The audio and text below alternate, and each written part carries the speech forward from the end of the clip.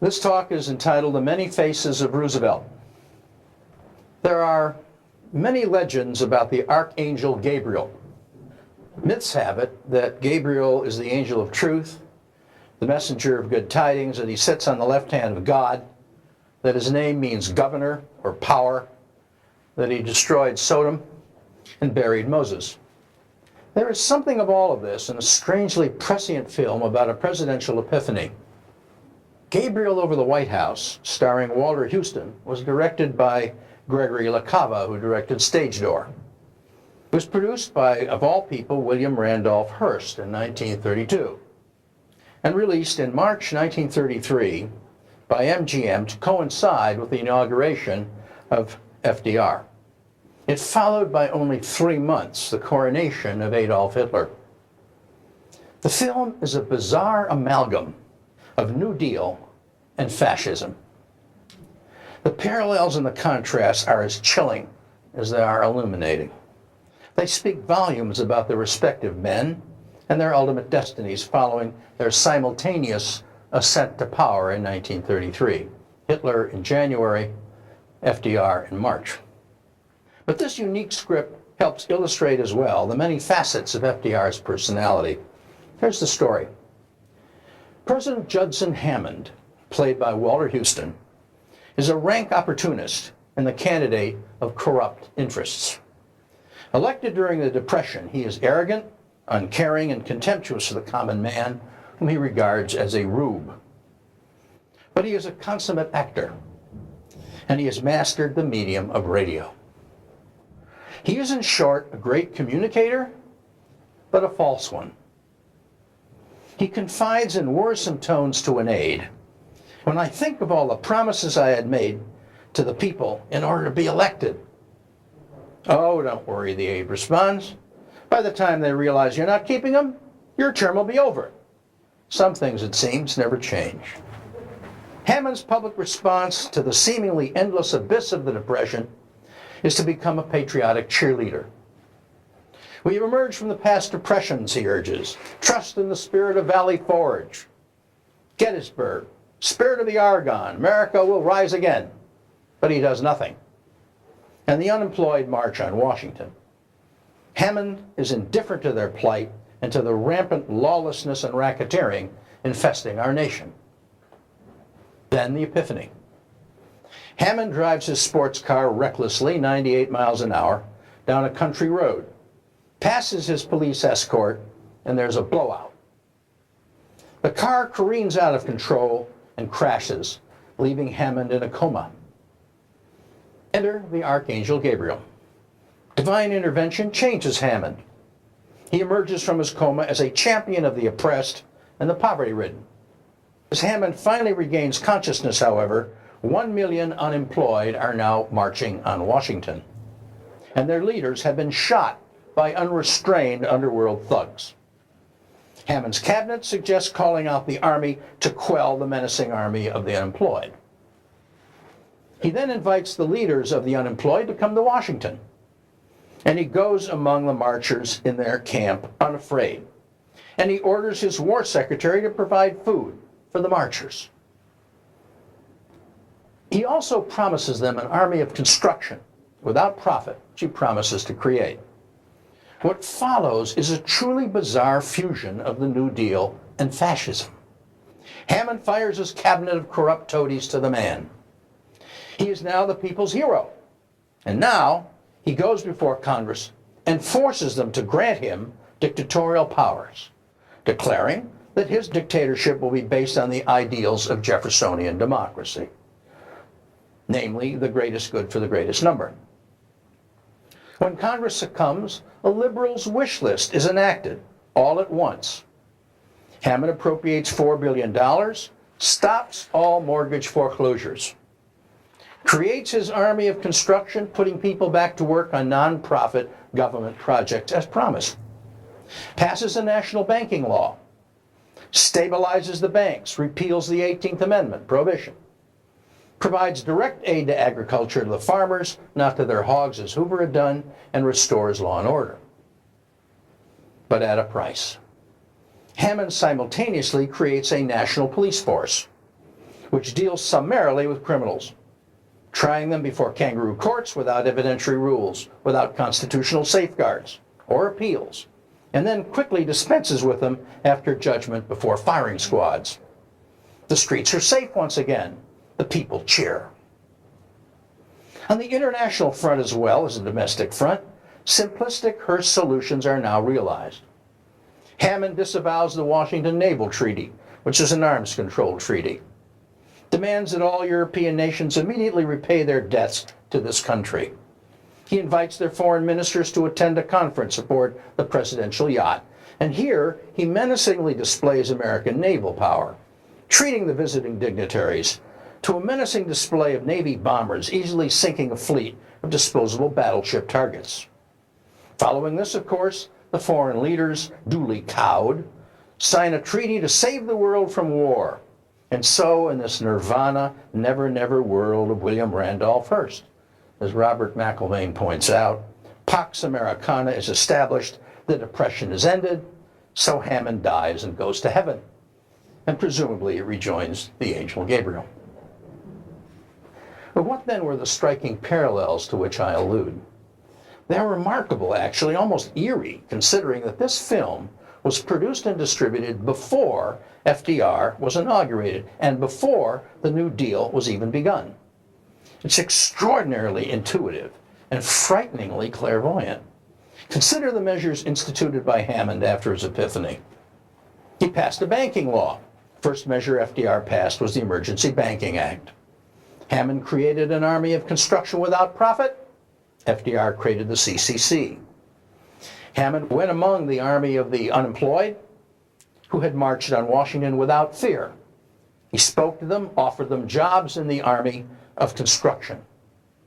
When 3,000 of the unemployed Hoover bonus marchers returned to Washington after FDR's inauguration and again demanded acceleration of their bonus, FDR did not ignore them, nor did he send the army or an uncontrollable General Douglas MacArthur to harass them or fire on them, as Hoover had unwittingly done. Instead, he ordered Louis Howe to feed them and provide shelter and sent his wife Eleanor, who slogged through ankle-deep mud to bring coffee and sandwiches to the men and to lead them in the singing of "There's a Long Trail to Tipperary." More importantly, he offered them jobs in the Civilian Conservation Corps, which 2,400 of the 3,000 promptly accepted. Following this, contented, they dispersed peacefully. Hammond adopted a measure preventing home mortgage foreclosures. One of FDR's earliest New Deal measures was a mortgage act, a moratorium on mortgage foreclosures. Hammond repealed the 18th Amendment, an immensely popular event. As if on cue, the same repeal happened early on in FDR's administration, and our martini-drinking chief executive, like Hammond, was the beneficiary of the immense goodwill which this repeal engendered. Hammond provided direct aid to farmers. One of the first New Deal programs was the Agricultural Adjustment Act, which did just that. Some of the other Hammond parallels to FDR are intriguing. According to those who knew him during his days with the Wilson administration, FDR emerged from his ordeal with polio a changed man, just as did Hammond from his near-death experience. FDR was the first president to communicate directly with the people through the medium of radio. So was the fictitious Hammond. Both had mastered it. Hammond, a product of a corrupt political machine, was an unlikely candidate to emerge as a champion of the common man. FDR, as the son of the privileged class, was likewise an unlikely candidate to fulfill this role. Finally, FDR's persona and the flurry of activity at the outset of his administration almost immediately lifted the spirits of the nation, as did President Hammond when he emerged from his coma. A number of historians have speculated that given the utter chaos and desperation of the final Hoover years and the yearning for strong leadership prevailing as FDR took office, remember, over 3,600 banks had failed, taking with them billions in deposits. There was economic chaos. So many have speculated that Roosevelt might have acquiesced in the country's apparent willingness to abandon democratic principles to a strong leader like a Hammond, who would take decisive steps unhindered by legislative and judicial constraints. With the mark virtually valueless, Germany was desperate, Weimar collapsed, and ultimately Germany proved willing to surrender these democratic constraints to a decisive leader. Adolf Hitler obliged, just as Hearst's Judson Hammond obliged. FDR did not. Robert McIlvaine noted, clearly Hearst did not speak for the American people, but the ease with which Gabriel would blend New Deal-type programs with a benevolent militaristic dictatorship indicates how close the U.S. may have been in 1933 to far more drastic changes than those FDR introduced. And that is an underlying critical issue I'm exploring with you today. Why didn't FDR cross the Hammond line to benevolent despotism? Who was this man? David Kennedy, in his Pulitzer Prize-winning work, Freedom from Fear, traces the parallel paths of Hitler and FDR most poignantly. I'll paraphrase his analysis. Following his installation as Chancellor, Hitler moved quickly to consolidate his power within Germany and to eliminate all opposition. The Reichstag burned to the ground on February 27th, only days before Roosevelt's inauguration here. It was a Nazi trick, which is blamed on the communists. Hitler's government, taking advantage of the chaos, issued emergency decrees virtually abolishing freedom of speech and assembly. During the following week, the last election in which the German populace would be allowed to participate for 12 years was finally held. The Nazi Party received 44% of the vote. Emboldened, Hitler moved to arrest communist deputies, and since he had now eliminated the principal opposition party, the Nazi Party became the majority party in the Reichstag. Hitler, like Hammond, had essentially dissolved the legislature and combined executive, legislative, and judicial power during a crisis. It was almost as if Germany were acting on cue following the release of the film Gabriel in March 1933. While FDR was working through patiently the democratic process with Congress to pass the 100 Days legislation, Hitler's Nazi majority in the Reichstag passed an enabling law on March 23rd. The law formally placed all legislative power in Hitler's hands. Hitler used his power to quickly dissolve all trade unions and to put Nazi Party members in control of all federal states, simultaneously taking control of the press and the universities. On July 14th, the government declared that the Nazis were the only legal political party. Any semblance of democracy was at an end, and a Hitlerian reign of terror descended on Germany and the entire Western world, not to be lifted until the liberation by the Allies in 1945. 1 year later, as Roosevelt, who had not crossed the Hammond line, was contending with conservative dissidents, such as those of the Liberty League, Hitler simply arranged for the arrest and summary execution of his principal Nazi rival, Ernst Röhm, by firing squad. Shades of Judson Hammond. The following year, as the Roosevelt administration carefully guided Social Security and Wagner Acts through Congress, Hitler, with a totally subservient legislature and judiciary, codified his policies against the Jews in the Nuremberg decrees, signaling the beginning of the Holocaust. Who then was this man, Roosevelt? Why did he not pass the Hammond line of benevolent despotism? Strange thing about Roosevelt, he was a man of many faces. You can't really define him, neither his policies nor his persona. Both are a paradox. Both defy definition. First his policies, then his persona. Incongruities in FDR's policies are so recurrent throughout his administration that it's hard to decide where to begin. Time does not permit, so let me concentrate on just one, his internationalism. We think of FDR as perhaps the most committed international president of all our leaders since Wilson. It was not always thus. FDR had, of course, been part of the Wilson administration, and as such, he had strongly supported U.S. participation in the League of Nations following World War I. Wilsonianism was idealistic and carried with it a commitment to liberalized world trade in the hope that someday international cooperation would emerge and that free trade would help this come about. But FDR took office in 1933 amidst a pervasive and growing isolationist movement, and he required a durable liberal coalition to pass vitally needed New Deal legislation.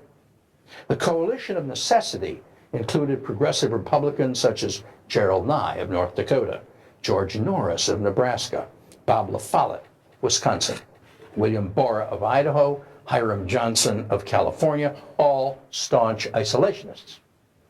So FDR for a while actually morphed into isolationism, condoning legislation sponsored by Hiram Johnson in 1934, prohibiting the United States from lending money to governments who were in default on their obligations to this country. At the time, it so happened that included all the formerly Allied governments. There was only one government that had paid its debts, which was Finland. In time, this precursor of the so-called neutrality legislation would come to haunt Roosevelt in his attempts to aid opponents of Adolf Hitler in the late 1930s. Gerald Nye chaired a special Senate committee investigating the armaments industry, an investigation inspired by isolationists and by an American peace movement that eventually formed the popular basis of America First. FDR, swimming with the tide, actually encouraged the Nye committee at first. In his 1932 campaign for the presidency, he had reversed his previous Wilson position as a Wilsonian and had withdrawn his support for the United States participation in the League of Nations. FDR's support of Nye came back to haunt his administration more than once. Just as FDR began to convince himself that the United States must become a counterweight to Hitler and Mussolini, the Nye Committee crafted and succeeded in passing a series of neutrality acts, which effectively tied his hands. This legislation, in effect, prevented the president from shipping arms to all belligerents when a state of war existed between foreign states. The Nye-sponsored acts would eventually cause FDR to risk impeachment in his efforts to supply Britain when it was a matter of life and death to Britain in 1939 and 1940. We'll go into that in our last talk here. We think of FDR as someone keenly aware of our military weakness, and not always thus either. In fact, FDR had campaigned in 1932 on a platform of reducing our military, which was already severely weakened. He moved swiftly following his inauguration to cut the military budget, reduce the size of the Army. Army Chief of Staff General Douglas MacArthur was outraged, which leads to this story. MacArthur recalled meeting with FDR in the White House to express his displeasure at the cut in the budget. And in MacArthur's own words, I spoke recklessly and said something to the effect that when we lost the next war and an American boy lying in the mud with an enemy bayonet through his belly and an enemy foot on his throat spat out his last curse, I wanted the name to be Roosevelt, not MacArthur. FDR, upon hearing this from MacArthur, was livid. He shouted at MacArthur, "Get out! Could not talk to his commander-in-chief this way." MacArthur, choked with emotion, hurried outside and reportedly threw up all over the White House steps. If FDR's policies, such as his internationalism, defy definition, what then of his persona? To begin with, Roosevelt was a great humanitarian, but he was also an intensely cruel man in many respects. As a great humanitarian, both he and Hopkins created the Federal Arts Program, which we discussed last week, for which they suffered immense criticism from the far right. But they nonetheless persevered and supported the programs to the very end. One of FDR's first programs, the Civilian Conservation Corps, a program born out of his genuine love of the land and conservation, was a genuine program. The highly successful program restored dignity and self-respect to millions of his fellow citizens. And his treatment of the remnant of the bonus army placed him surely in stark contrast to Hoover. These were genuine humanitarian acts by FDR. And yet, there were immense cruelties. FDR refused to support the anti-lynching bill, allowing it to succumb to filibuster rather than to jeopardize his Southern strategy.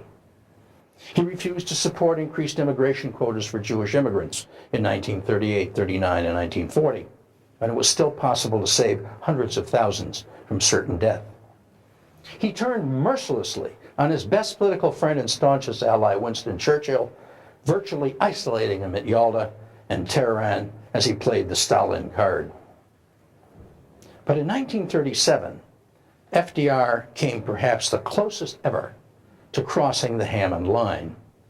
He attacked the separation of powers, a bedrock of our constitutional system. And in the process, he cruelly sacrificed one of his closest political allies, Senate Majority Leader Joe Robinson. In 1937, Frustrated by the Supreme Court's seemingly endless rejections of New Deal legislation, FDR, following the inaugural ceremonies, confided in Judge Samuel Rosenman, "When the Chief Justice read me the oath and came to the words, 'Support the Constitution of the United States,' I felt like saying, 'Yes, but it's the Constitution as I understand it, flexible enough to meet any new problem of democracy, not the kind of Constitution your court has raised up as a barrier to progress and democracy.'" Roosevelt then devised a scheme to pack the Supreme Court. What was it? He compelled Robinson to introduce and press forward in various formats legislation which would have given the president the right to appoint one additional judge for any judge in the federal system who reached the age of 70 and refused to retire.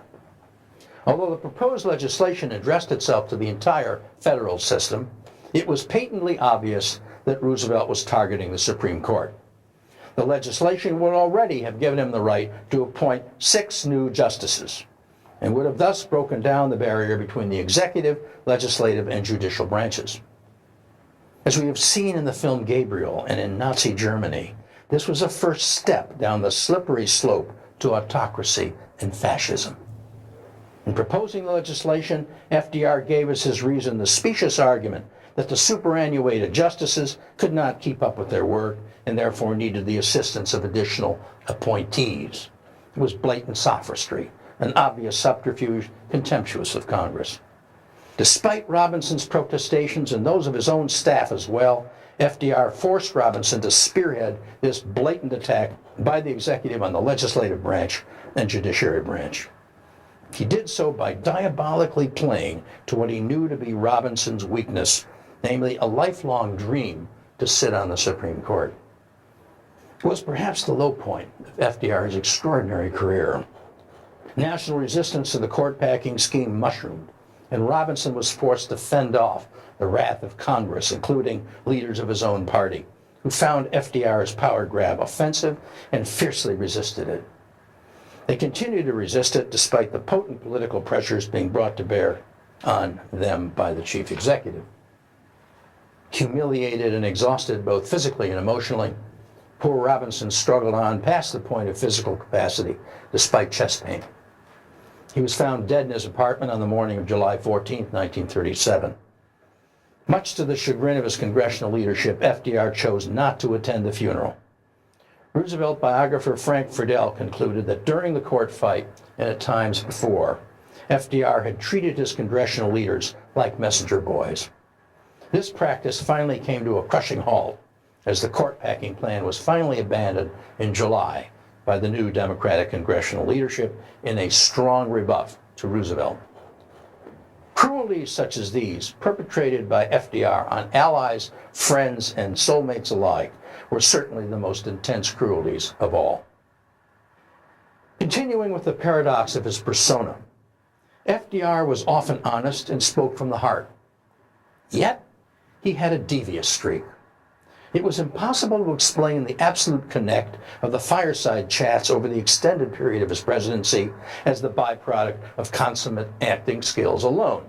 You just can't fake that long and that consistently. You've got to believe in what you're saying, or the people will eventually sense it. Those of his staff who watched the fireside chat broadcast describe FDR as consumed, gesturing, speaking to an imagined friend sitting across from him in the room. He was totally oblivious of his surroundings. I, for one, am convinced that these broadcasts were not in the least phony. I watched the connect on the receiving end, as you know. But FDR was devious, and this brings me to the story of the 1940 Democratic Convention. Roosevelt was gunning for a nomination to run for a third consecutive term, a first in American history. There was resistance, and the idea of a third term didn't appeal to many. FDR himself had been unsure at first, but the more he reviewed updated lists of possible Democratic successors, the more he convinced himself that no one else could effectively command the now greatly expanded power of the executive branch. It was, after all, an expansion of power which he himself had engendered through his programs. But it was delicate. The American public, already chastened by FDR's abortive attempt to unbalance the separation of powers, was particularly sensitive to any hint of dictatorial ambitions on the part of the current occupant of the White House. He could not be seen to be seeking the office, and he knew it. So FDR told his aides he was not interested. God, he said, would provide a candidate. But FDR now felt that his nomination could only come from a draft at the convention. But the conventioneers were not predisposed to nominate FDR, and certainly not by acclamation, if at all. The convention was opened on July 15th in a cavernous Chicago convention hall by Mayor Edward J. Kelly, an old Roosevelt crony and a political warhorse of the last hurrah generation. Kelly welcomed the assembled multitude to the Windy City and then, veering sharply from customary welcoming remarks, proceeded to tell the delegates that the salvation of the nation rested on one man, FDR. He was totally out of order. It was supposed to be just a welcoming speech. Senator Alvin W. Barkley followed in rapid-fire succession and read a speech which FDR himself had prepared, advising the delegates that the president did not wish to remain in office. As the speech came to an end, however, the mammoth amplifiers in the convention hall suddenly boomed out with shouts of, "We want Roosevelt! America wants Roosevelt! The world wants Roosevelt!" and so forth. A spontaneous demonstration erupted even though the nominations had not formally begun. Suddenly there was band music, shouts, flag waving, parades, which continued uncontrollably despite the continuous banging of the gavel by the chairman in a futile attempt to restore order. Roosevelt was nominated shortly thereafter by a vote of 946 to 72. Jim Farley, the only other name placed in the nomination, quickly moved to make the decision unanimous by acclamation. It was not until a little later that an enterprising reporter discovered that the voice on the amplifiers was that of one lone man on a microphone, and he was hidden in the basement of the convention hall. He was like the Wizard of Oz, but there was no dog Toto to ferret him out. He turned out appropriately to be none other than Chicago's Commissioner of Sewers. He was a political hack acting on the orders of Boss Kelly. The so-called voice from the sewer would haunt FDR throughout the remainder of his political career. Many New Deal programs may have been conceived in an atmosphere of rarefied idealism. They were often far less than idealistic in their actual implementation. A testimony to FDR's duplicity. A case in point was the distribution of substantial amounts of money appropriated for both WPA and PWA programs. FDR arranged for the disbursement of this money through local political bosses. As a result, millions flowed directly from the federal government coffers into the hands of Democratic machine bosses, such as the same Ed Kelly of Chicago, Edward Crump of Memphis, Frank Hague of Jersey City, Tom Pendergast of Kansas City, Harry Truman's political mentor. Although FDR had entered politics as the avowed enemy of political bosses, he had now learned to use them like a puppeteer. And the New Deal programs gave ample opportunity to dispense patronage. The notorious boss Hague reportedly took 3% of all WPA paychecks in Jersey City. FDR found Hague personally disgusting, but politically useful. Boss Ed Kelly in Chicago allowed WPA workers to be instructed in how to vote. Said Kelly, "Roosevelt is my religion." FDR was no less disingenuous in his personal life. In the fall of 1918, Eleanor discovered a packet of love letters from her social secretary, Lucy Mercer. Betrayed and shattered, she offered FDR a divorce. Roosevelt was regarded at that time as an outstanding Wilsonian progressive, a man to be watched politically.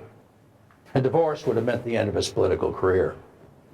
There was a bitter family confrontation with FDR's mother, Sarah, who supported them both financially.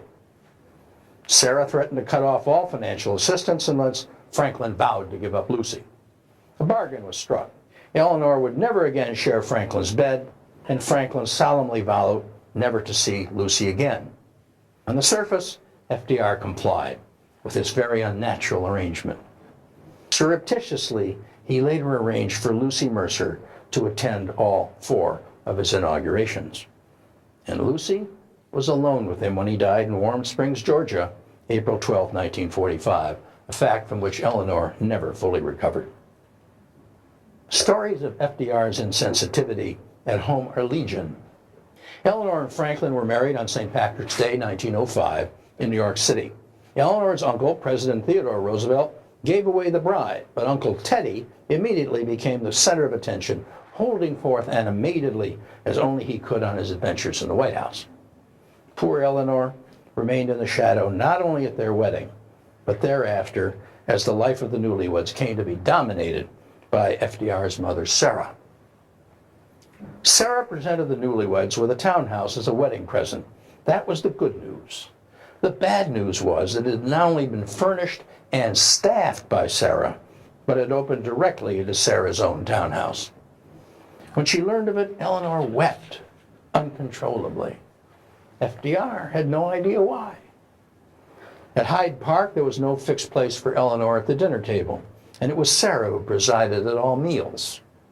To add insult to injury in later years, it was Sarah's bedroom, not Eleanor's, that was next to Franklin's. FDR never objected to any of this. So here, paradoxically, we have a man, Roosevelt, who was sensitive to a fault, to the plight of the poor, the downtrodden, the underdog, spoke directly to the people and from the heart and connected with them, but at the same time, completely insensitive to his wife's plight within his own household. So the man's an enigma. He had a harsh, cruel streak, was often insensitive, contriving. He was possessed of an overriding desire for power and a tenacious reluctance to share that power. And he ascended to power at one of the most vulnerable turning points in our history. FDR had all the personal qualities to move in the direction of a Judson Hammond. But he didn't go there. He didn't cross the Hammond line to benevolent despotism. Why not? In an attempt to solve this riddle and to make some sense out of the contradictory strains within FDR, I sought to discover prevailing influence in his life. So doing, I probed Roosevelt's roots and his upbringing. And here briefly is what I found. The earliest Roosevelt ancestors traceable to this country was Claes Martensen van Rosenvelt. It was Dutch, and he arrived from Holland in the 17th century. The name meant rose field. And because of the spelling of the name, both friendly and anti-Semitic groups often raised questions about FDR's possible Jewish roots. Biographer Frank Fidel noted that FDR, in responding to a query in 1935 about his possible Jewish heritage, is reputed to have remarked, "In the dim distant past, they may have been Jews or Catholics or Protestants. What I am more interested in is whether they were good citizens and believers in God. I hope they were both." The 17th and 18th century Roosevelts became established merchant traders, and at one time were quite active in the sugar importing business. By the time of the American Revolution, they were prosperous sugar refiners. Importantly, the Roosevelt Clan was quite comfortable financially and eventually settled along the Hudson River in upstate New York and lands near Poughkeepsie. Here they attained social standing, and they evolved into what one Roosevelt biographer characterized as the Hudson River counterpart of the landed gentry of England. This was also the lifestyle of one Warren Delano, whose family lived across the river near Newburgh, and whose daughter Sarah married James Roosevelt, a man 26 years her senior. Franklin Delano Roosevelt was their only child, born when James was 53 years old.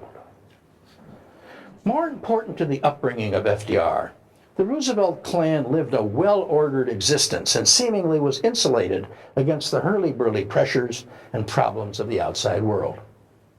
And this is the patrician setting into which FDR was born on January 30th, 1882. FDR was brought up in a sheltered, insulated way, doted upon by a mother who breastfed him for over a year, and despite considerable household help, insisted on bathing and dressing him herself. In fact, Roosevelt was 8 years old before he was allowed to take a bath by himself, alone.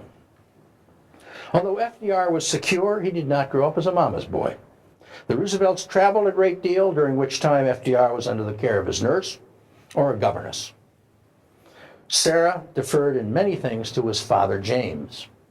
FDR's father spent many long hours with him, taking him on rounds as he supervised the estate, and in the process, James taught FDR land management and forestation. Thus, the CCC was a labor of love and became one of the first projects of administration. FDR wanted the deprived young city dwellers of the Depression to have the same experience to the magnificence of nature and of the outdoors and its preservation that he had experienced. This was real.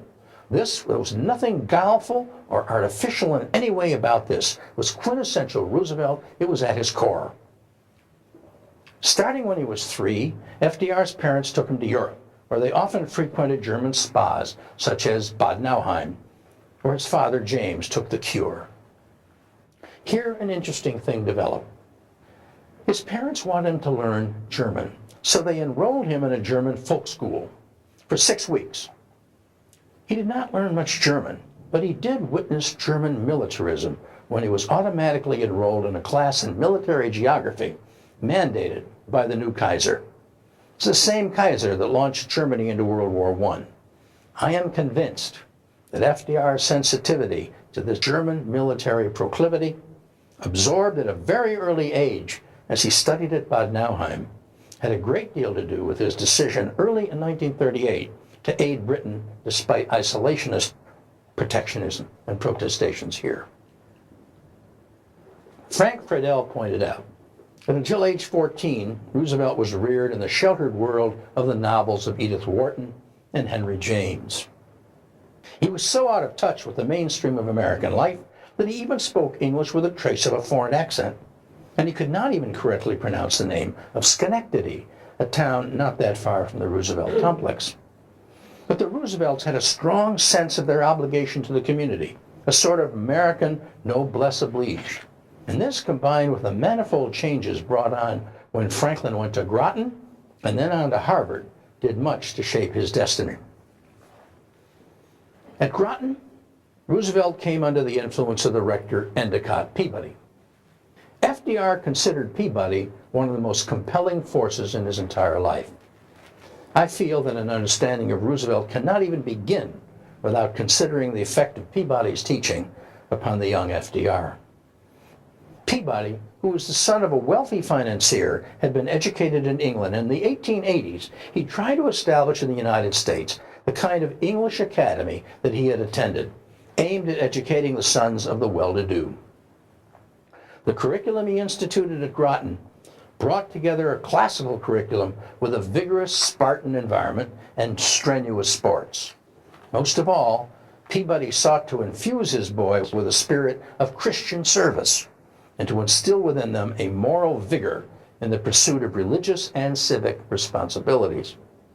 His program was modeled after the Christian socialist movement in England. Peabody declared in 1894, "If Groton boys do not enter political life and do something for our land, it won't be because they have not been urged." The Peabody inoculation took with Roosevelt. It affected him deeply. Frank Friedel describes how Roosevelt, as part of his training under Peabody, accompanied one of the Groton schoolmasters, the Reverend Sherard Billings, on his rounds to neighboring towns, where Billings preached and paid charitable visits. FDR joined the Missionary Society to help underprivileged boys at a summer camp near Boston. And one winter, it was Roosevelt's personal responsibility to help care for an old black woman, bringing her provisions and fuel. Roosevelt's religion, Friedel points out, like that of Peabody, was simple and unquestioning, rather than based upon complex theological argument. And when he became president, Roosevelt, whenever he could, called upon the Reverend Endicott Peabody to conduct services in Washington. Later at Harvard, FDR did not excel academically, but he began to win student elections to various offices, and as editor of the Harvard Crimson, he fought for reforms of all kinds. But more significant to me than all of this was his rejection by the Priscillian Club. Why the rejection? Because his cousin, a Harvard student, had scandalously run off and married a dance hall girl. I would never have appreciated the intensity of this rejection or the effect it had on FDR's career had it not been for my memorable encounter with Alfred Benesch. Happened to me in Cleveland in the year 1947. Now, Alfred Benesch was a contemporary of FDR at Harvard. Born in the year 1879, just 3 years before FDR, and he came from a family of quite modest means in Cleveland. But by 1947, when I was applying to Harvard, Alfred Benesch, now 68, was one of the most admired men in our city, often referred to by the Cleveland Plain Dealer as Mr. Cleveland. Benesch was not only the founder and managing partner of Benesch Friedlander, a very prestigious law firm, but he served as president of the Venerable City Club of Cleveland and as president of the Board of Education as well. I needed an alumni recommendation. I nervously approached Benesch. What do you expect to find at Harvard if you get in? I was caught off guard. I think I babbled something incoherent or insignificant, I can't remember what. But it turned out his was really a rhetorical question. Benesch, it seemed, wanted to tell me something. I was class of 1901. Had to work my way through by tutoring. Tutored only one Harvard man, but it was hard work. He wasn't too swift, you see. Well, I tutored him over 10 hours a week for 4 straight years. My job was to get him through. And I succeeded. He graduated. And I was paid well. But it was damn humiliating. Humiliating, I said? How so? Once I was outside his study, in the street, or even in his hallway, if he saw me, turned the other way, avoided eye contact. It was as if I had vanished into the vapor. I didn't exist. For 4 years, outside his study, I was like an Indian untouchable. For 4 years, I seethed, I boiled, consumed with anger, but I suppressed my pride. I needed the money. Well, 25 years passed. I'd already made my mark, you see, and I proudly took my family back to Harvard for our 25th reunion. That's a big deal at Harvard. At one point, I spotted him at a distance, and I told my wife, avoid eye contact. For 4 long years, that man refused to recognize me in public. I'll be damned if I'll give him the satisfaction of acknowledging that he even exists. But remarkably, he approached me. I was flabbergasted. Alfred, he said, you went on my conscience for 25 years. I owe you a deep, deep apology. But more important than that, I also owe you an explanation. I've never got enough guts up to write you. God knows I've tried enough. But the words failed me. I was never a good writer, you know that. I don't know if you can ever forgive me or even understand, but this is what my private life was like at the time we were in school together. Our family lived in a classic townhouse on Beacon Hill. We associated only with 100 families in New York and Boston. Only those at the very top of the social register. My sisters were introduced to society in a debutante cotillion. We lived royally with cooks, butlers, housemates. Dinner in our home every night was a formal occasion. My father and I wore dinner jackets. My mother and my sisters wore dinner gowns to dinner in our own home. A successful Harvard education for those in our social set meant 2 things. 1, graduate. Just get the diploma. With whatever grade possible, just graduate. You took care of that, Alfred. The second, be accepted into Porcellian. With those 2 things, the rest of your life was set. Without either, your life was a failure. I accomplished both, but in those days, just to be seen associating with or even talking to someone from a lower social caste was enough to be blackballed by Porcellian. Depending on who you were seen with, it could mean a reprimand, at least, at worst, expulsion from Porcellian. Alfred, you were not only from a lower economic class, but you were first generation Jewish, and you were from Cleveland, Ohio. You hit the trifecta. For me, as a Porcellian, you were a walking disaster. To be seen with you was instant death. FDR felt the sting of his rejection by the Porcellians for the rest of his life, as we'll see, with significant consequences.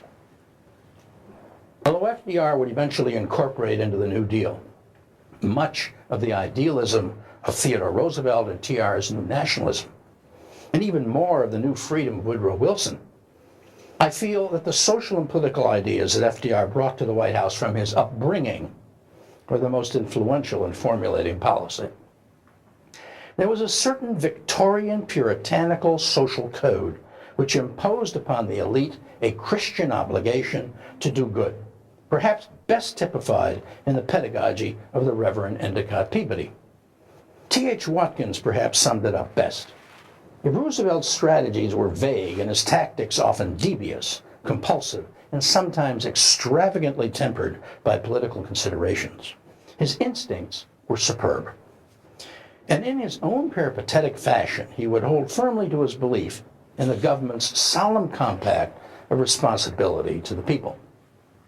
This commitment would make Roosevelt the most mythologized president since Abraham Lincoln, beloved and hated, castigated and defied, satisfying the need of tens of millions for a Moses, and the equally profound need of some fewer millions for a Satan. What those who opposed him never fully understood, but Roosevelt himself knew with instinctive certainty, was that the majority of ordinary Americans would always be with him. In assessing FDR, Hoover may well have coined an appropriate phrase. Roosevelt was indeed a chameleon on plaid. He continually shifted with ease from one political position and one apparent political philosophy to another. We've seen that today. But this flexibility arose not only from practical political necessity, but because Roosevelt was a complex man, a man divided between two worlds.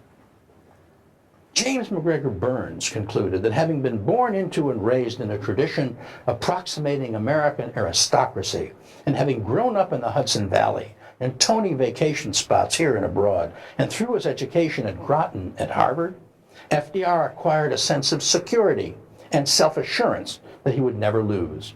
And Burns concluded, being the consummate political animal, FDR had the instincts of both the lion and the fox. The analogy stems from Machiavelli, and it's appropriate here. Machiavelli counseled his prince that he must imitate both animals. Shrewd as a fox, brave as a lion. Be a fox to recognize traps, and a lion to frighten wolves. And finally, Machiavelli concluded that a prudent ruler ought not to keep faith, when to do so is against his interest, and when the reasons which made him bind himself no longer exist. Time and again in his career, Roosevelt gave evidence of his ability to follow this advice, to shift mercurially, often to the shock and consternation of those closest to him. And as we have seen time and again, often the course he took was cruel. But through it all, as Burns points out, Roosevelt had absorbed a core of beliefs that never left him. And at the center of this, I feel, was a basic life-affirming image of man. It was a turn-of-the-century faith. It was an abiding faith carried into the 20th century in Wilsonian reforms and international idealism. It was a faith that men can live together on the basis of certain, simple, traditional ethical rules, the kind laid down by Endicott Peabody. That men are inherently good, and those who are not can be improved by example. And finally, that the leader in our society has an obligation to lead by example and to make certain that those basic moral rules obtain in the life of the polity. Eleanor Roosevelt had often remarked that rejection by the Porcellian Club was a blessing because it ultimately rendered FDR more democratic. I have no doubt that she was right.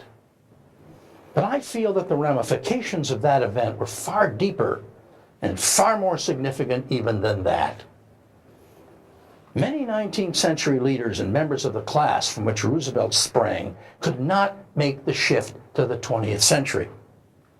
A century which brought bitterness and cynicism, especially following World War I, the Great Depression, the rise of bestial leaders such as Hitler and Stalin, and the coming of the Second World War. James McGregor Burns points out quite astutely that many of Roosevelt's peers were insecure and frightened. They clung not only to their old moralities, as did Roosevelt, but also to the old methods, the old distrust of government.